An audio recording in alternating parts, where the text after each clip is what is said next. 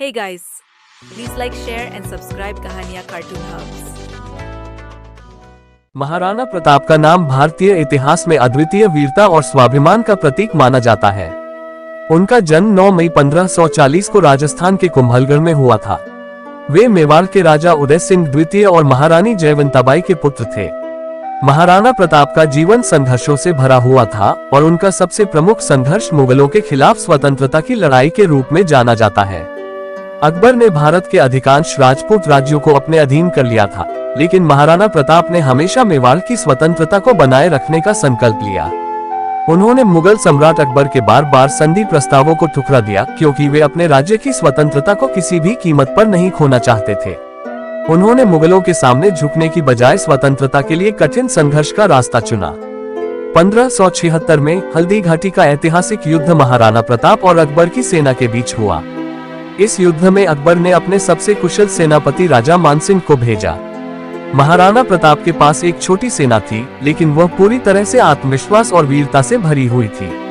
युद्ध का मैदान अरावली की पहाड़ियों में स्थित हल्दी घाटी था, जहां महाराणा प्रताप ने अपनी वीरता का ऐसा प्रदर्शन किया जो इतिहास में अमर हो गया।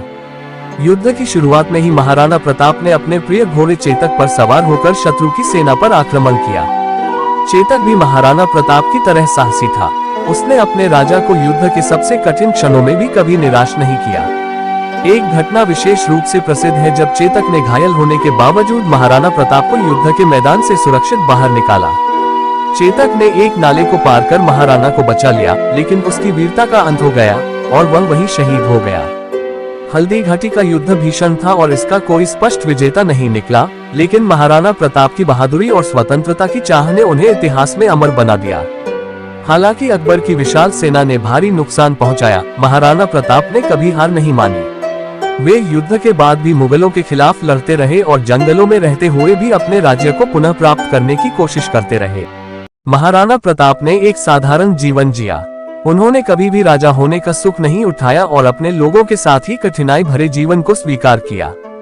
उनके इस त्याग और संघर्ष ने उन्हें जनता का प्रिय बना दिया।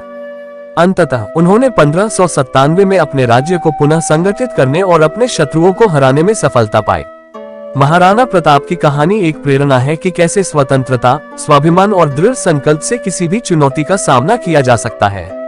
उनका जीवन एक आदर्श है जो हमें सिखाता है कि अपनी मातृभूमि और सम्मान के लिए संघर्ष करना कभी व्यर्थ नहीं जाता।